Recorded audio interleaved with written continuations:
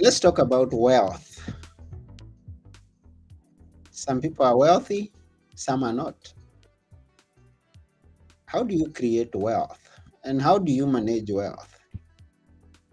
This is Now Tell Us, and I'm your host, Anthony Moirore. Today we have a guest who's going to tell us exactly that: wealth creation and wealth management, and much more. His name is Bob Chitrathorn, and he's going to be here shortly. And let me take this time to remind you to please share this episode with all your friends. If you have a question on wealth, please ask because Bob will be happy to answer you. If you have a comment to make as we are moving on, we appreciate feedback. So we'll be very glad to see a comment from you. And now, without taking one more minute, why don't you join me as we go together to meet our guest today, Bob Chitrathon. Here we go.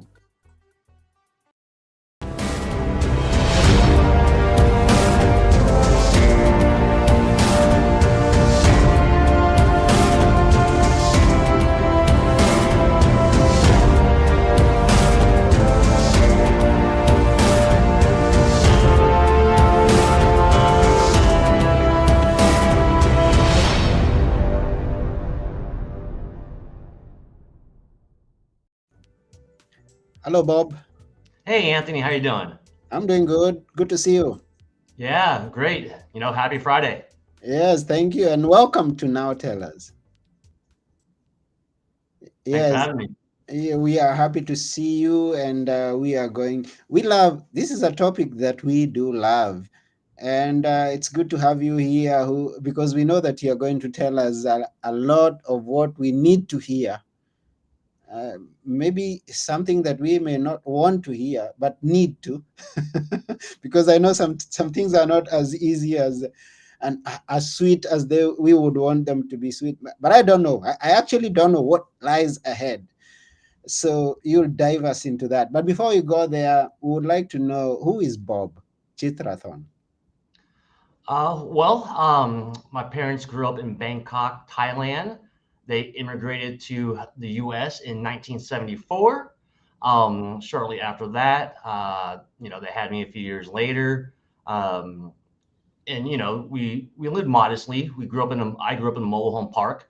My mom was a nurse, my dad a factory worker, and they worked really hard to try to thrive for that or strive for that American dream, if you will. Mm-hmm. They ended up putting me through and my sister into private school, right? Which obviously it's expensive, so they worked really hard. And we're just felt blessed that we had a place to live while they're able to put us through private school. Grew up through that system. Sometime in my early ages, probably about 10 or 11, I realized that, you know, Bob Chitrathorn's life was a little bit different than everybody else that he went to school with. Mm-hmm. Um, a lot of these kids were kids of doctors and surgeons and things of that nature. And so when I would go to their house, I would consider them mansions. Like they were big, giant houses, right? Mm-hmm. And I felt blessed to be there. And I never ever thought anything different about where we grew up or where we lived, right? It was just I was excited to go on Fridays to go to their house after school and spend a day with them, hanging out, playing around at their house, right? And I was always appreciative. And one thing my mom always taught me is education is money in the bank that no one can ever take away from you, Mm-hmm. right? It's literally compounds, right? As you Yeah. keep learning and learning upon learning, it's exponentially compounding. And, I think that's always been in my mind and kind of helped me keep me on the course to, go where I need to go. And one of the things I realized a long time ago is, again, we didn't grow up from money per se, right? And I Mm-hmm. remember this table and I was playing with a jelly jar, just sliding it back and forth on the table. Mm-hmm. Oops, I missed. It fell, it hit the metal prong of the table and shattered. Mm. I felt so bad. And I didn't feel bad for, hey, am I going to get in trouble? Am I going to get, disciplined for that? I Yeah. felt bad because I was afraid that that was going to start an argument between my parents, Mm-hmm. right? Because most people argue about money. Yeah. So I was thinking, oh, how much was that cost? How expensive was that? All the jelly beans are wasted. Now mom and dad got to go buy me and my sister new jelly beans, if they wanted to, and that's money. And then the glass. And so I think it was at that point that I became very cautious, Mm-hmm. and knowledgeable in the sense of paying attention to the value of things, Mm-hmm. right? When I would go to my friend's house again, and again, they have nice, expensive things. And sometimes they would give me, hey, Bob, I got an extra shirt, right? I Mm-hmm. didn't see it as a hand me down. I saw it as I just received something of value, right? I'm going to cherish this. And Yeah. so growing up, I think that I've always just kind of had that value and kind of respecting the value of, the dollar or whatever it is, whatever, like a coloring book. Mm-hmm. I remember that one of my friends had like 15 coloring books. Like, oh my goodness, you have so many coloring books. Like, oh, you want a couple? I don't even look at them. I said, what? For free? I was excited. So I think that kind of started my journey of being thinking about finances without Yeah. me actually knowing it at that point in time. And so I guess that's kind of where Bob Chitrathorn grew up. Went to high school, then I went to college. I actually got a ride for my first year of college. After that, they wanted $17,000. Didn't have that money. So I Mm. went to Cal State San Bernardino, where I graduated with my BS in finance and my BS in real estate. And once I graduated, I started my career as a financial advisor, and it's been 18 plus years now. Wow. 18 plus years. That's wonderful. So you've got a wealth of information to share with us here with that kind of experience. I believe so, yes. Yeah. And now looking back at the experiences you are having when you are growing up and the luck that you didn't imagine you had, but then now you realize that you were in luck. How does it feel?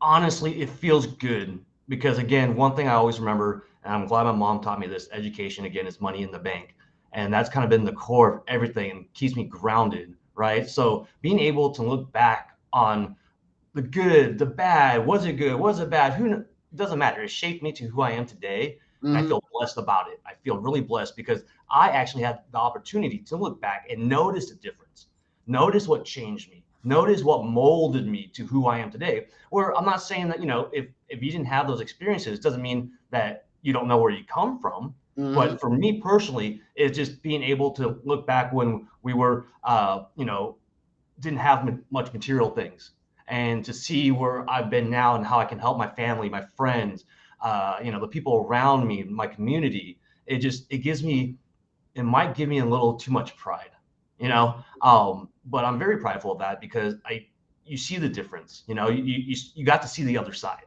Yeah. and I And appreciate that. how has been your journey in growing the wealth that you may have been?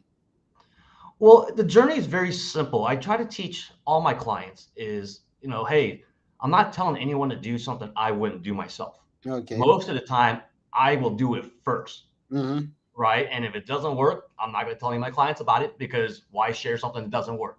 But when it comes to building wealth, there's many different areas of how you start building wealth. Whether you start saving younger when you're young, get the Mm-hmm. compounding of interest, get that mindset of, hey, I need to save, right? That's one way of doing it. For other people who are, later on in life, if they're now wanting to, hey, I need to do something to try to build wealth now. I don't have the luxury of starting when I was in my 20s, like some people did, right? What Mm-hmm. do I do now? Well, you still have plenty of time. You just need to be efficient and diligent about it. I Mm-hmm. can ask you, and don't answer this rhetorical question, but I can ask anybody watching, how much do you spend per month on coffee? I bet you most people won't know. Mm-hmm. They'll say, I think it's about this. I think it's about that. I think it's about, whatever it is. Well, one of the things I challenge people is, how are you supposed to improve something you don't know? Mm-hmm.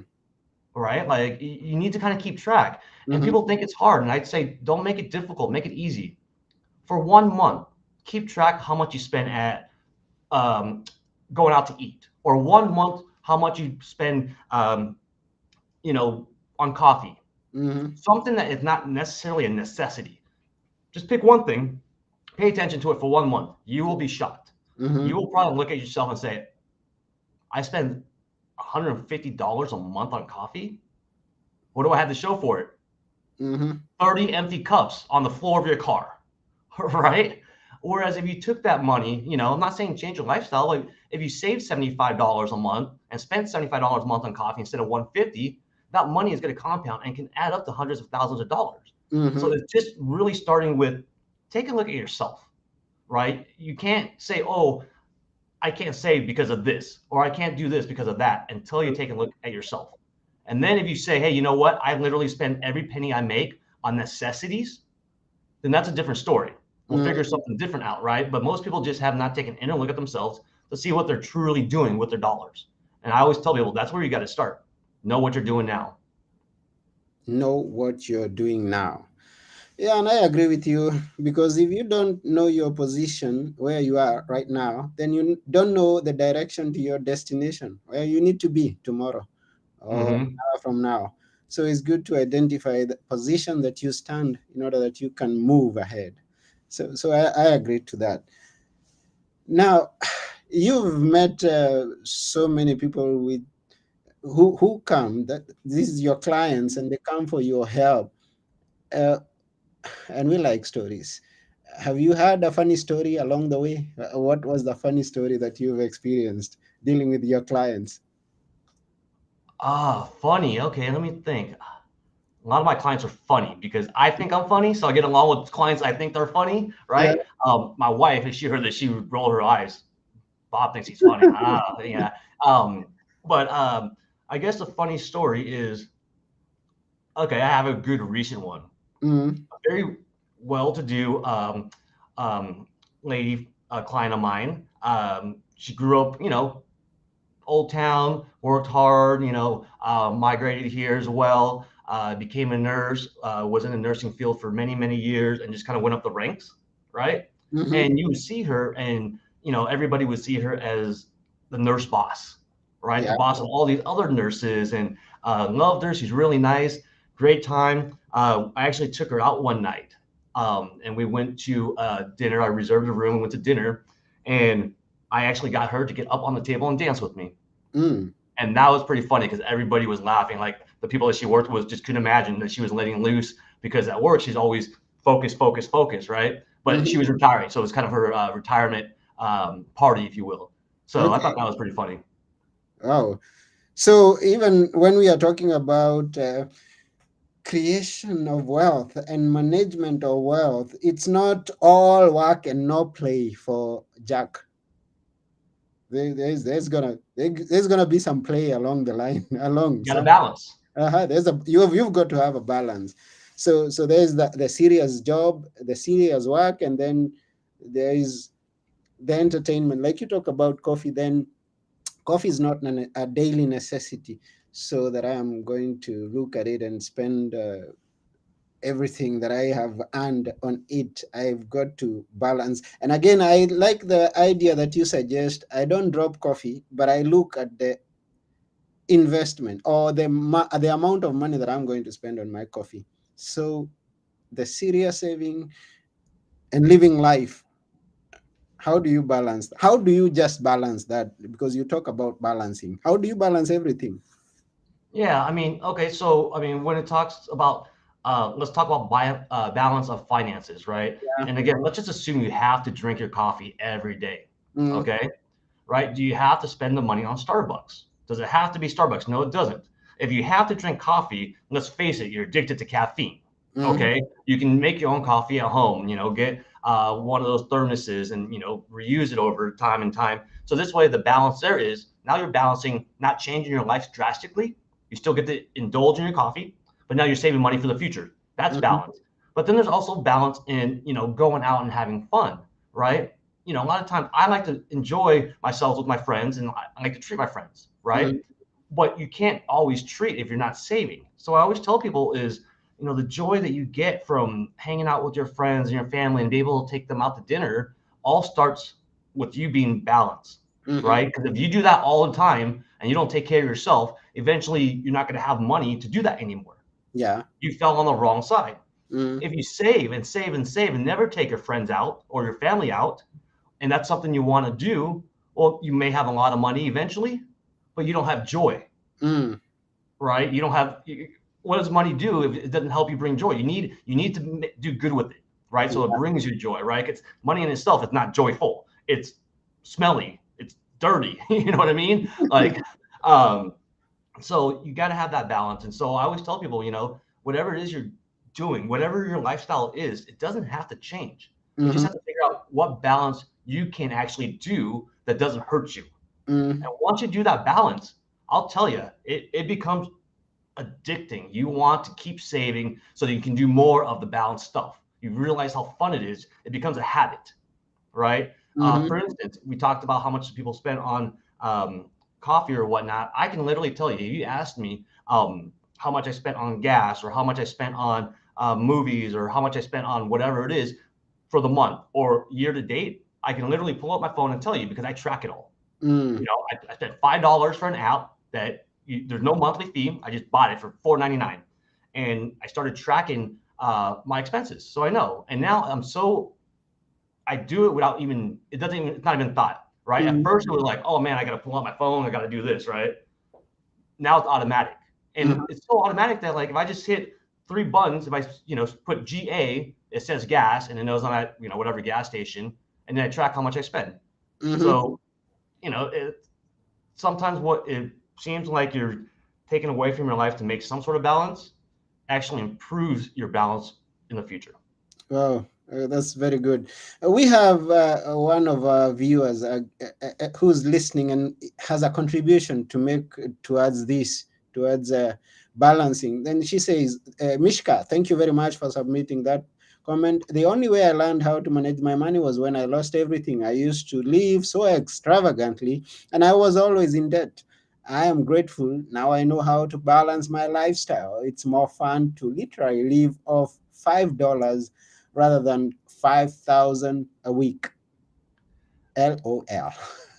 That's a great comment. I love that. You know why? Because what happened there is she saw the one side, now she went to the other side, and now she loves balance, right? Because Mhm. when you let's talk $5,000 a week, right? You're spending money that you're not paying attention to, Yeah. right? It just doesn't click in your whole aura of your personality, right? Mm-hmm. But when you give yourself a budget, you know, I personally don't think I can live on $5 a week, but when you give yourself a budget, you feel better about yourself. You feel like you're disciplining yourself. You feel Mm-hmm. like you're putting more in your own life to better yourself, to understand what you're doing, and you Mm-hmm. understand more on what you're spending. And it's like when you go work out, right? Hey, I'm a little chubby. I'm going to work out. You feel better about yourself, Mm-hmm. right? The Mm-hmm. same thing when you try to manage money, you feel better because you're understanding where your money goes and what you're doing with it. So Mm-hmm. your life is just going to feel better with it, with balance. Okay, that's very good. Now, we talk about saving, and I've had this thought, and it's good to hear it from an experienced person in this field, is that saving money will not make you wealthy. How is that true? If not true, what would you suggest? What are the different ways, and which is the best one you would suggest? Well, let's talk about what is wealth. Okay. To answer that question, Anthony, what is wealth to you? Is it having a pile of money, or is it being able to do this, do that? I mean, it all depends on what wealth is. But again, whatever that is in your mind of what wealth is, let's just pick something. Let's just say wealthy is, having an extra $1,000 a month that you can do whatever you want with, Mm-hmm. right? Mm-hmm. Well, it doesn't matter how much you make. Well, it does, but you have to figure out what your budget is. If Mm-hmm. that's what wealth is to you, then we got to figure out how do we get there. Yeah. Maybe wealth to somebody is, hey, I want to be able to save $500 a month. Okay, if that's what wealth is, let's look at your budget. Let's look at what you're spending. Let's look at what you need or don't need. And then all of a sudden we can figure out, hey, you actually can save $500 a month if you cut this, cut that. There we go. There's one aspect of your personal wealth that you can Mm-hmm. save that now. Now we go to the next step.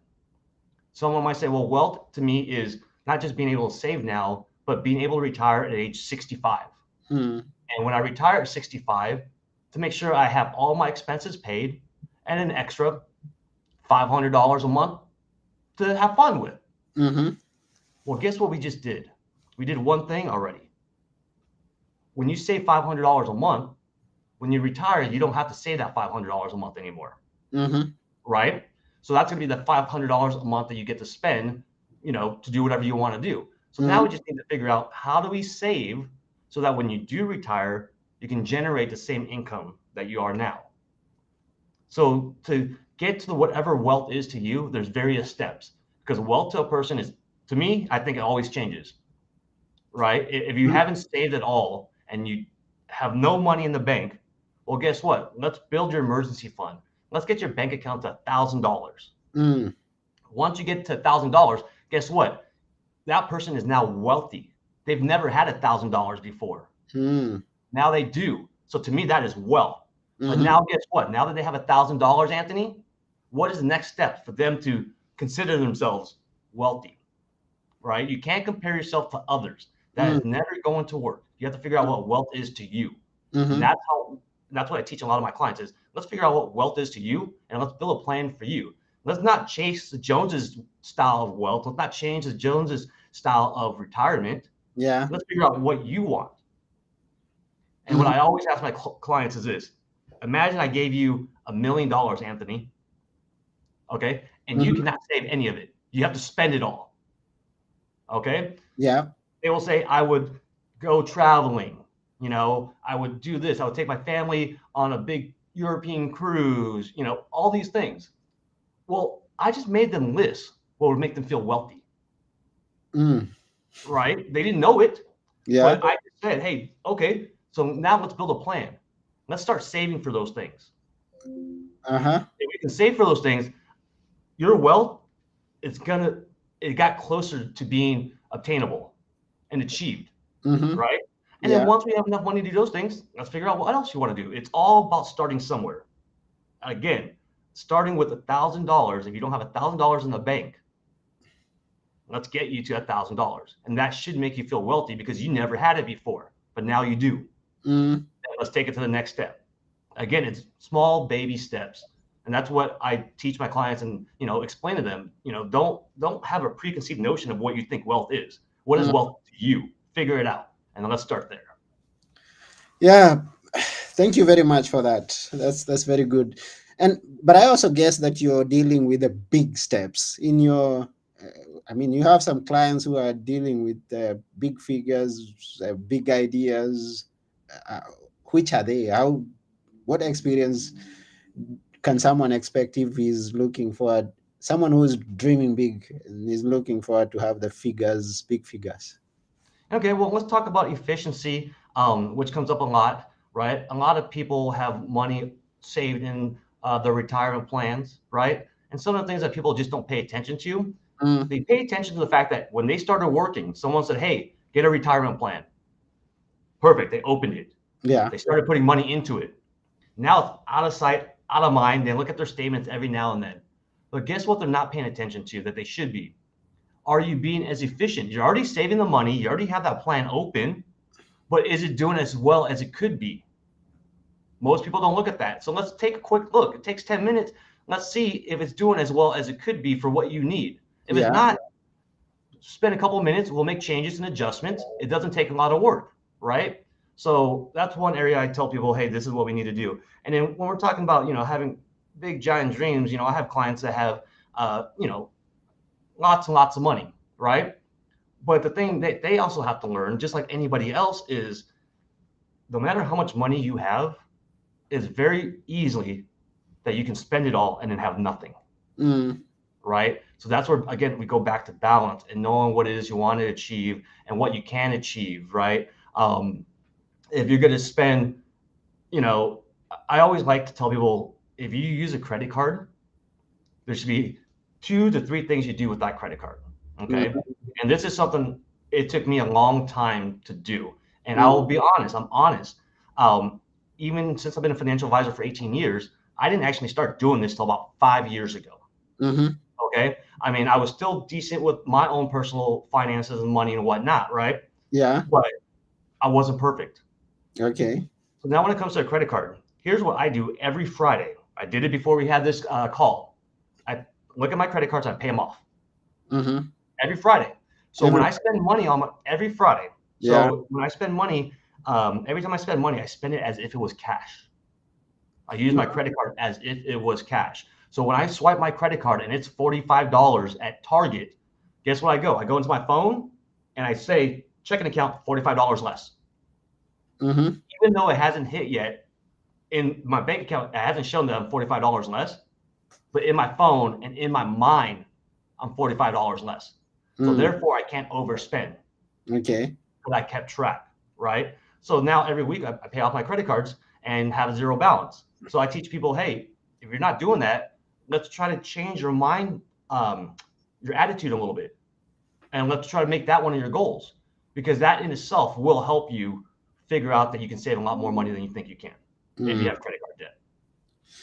Wow. Thank you for that. And I still think there could be someone out there who's interested in an extra idea about investments other than just saving. I mean, someone has, and I know there are different avenues of investments. Uh, have you had any experiences with them personally, or maybe worked with some of your clients who are in a different investment plan, or has many different ideas that he's working on? Yeah, so I think what you're asking me here is when we're talking about different ideas, we're just talking about different type of investments, right? Yeah, Not exactly. so much putting money in the savings account or the bank account. Yeah, there's lots of different types of investments, right? Hmm. I'm not going to make any type of recommendation because everyone's situation is different. But you can have what they call structured CDs, Okay. right? There's CDs out there that are tied to the market. So if the market goes doesn't go down more than say 30%, you're going to get a coupon or interest payment every month. Hmm. It's like a basic CD at the bank, but it's tied differently. There's mutual funds, right? Mutual funds pulls people dollars for investments. There's mutual funds out there that actually date back to like the 1930s and have really great rate of returns, Hmm. right? But what happens is a lot of people just don't know that they exist, or they're afraid. Hmm. I've heard this so many times. Bob, I don't want to invest in the stock market. It's too risky, Mm. right? And then I Yeah. said, what do you mean the stock market's too risky? They said, well, this company used to be worth this much, now it's not worth that much. Hmm. Okay, well, that's one company, one stock. Yeah. Oh, but I hear the stock market went down, blah, blah, blah. Yeah, the stock market goes up and down. But if you look at the history of it, it, it goes, I mean, it's not flat. There's a bunch of this, right? But Yeah. compare it to 10 years ago, 15 years ago, 20 years ago, 40 years ago. We're definitely higher than where it was, Hmm. right? Hmm. So it's, to me, it's like saying, I'm not going to drive a car because I'm afraid to hit traffic. Mm. We're gonna run into traffic, right? It's Mm. going to happen. But at the end of the day, as long as you're driving a good amount of miles, Yeah. you're going to be better off driving in a car than riding your bicycle, Hmm. right? Hmm. And I use that example because a lot of people say, oh, I keep money in the bank because it never goes down, right? Hmm. But guess what? It doesn't keep up with inflation. You can't buy as much with those same dollars later. So Yeah. literally, it did go down. You just didn't see it that way. Mm. So knowledge and education is something I focus a lot on. And so when I say, okay, you're at the bank, you don't want to invest in the stock market because it's too risky. Is it is it too risky for you to keep losing money without you seeing it? They always say yes. Now let's figure out how do we keep up with inflation and not take too much risk for you.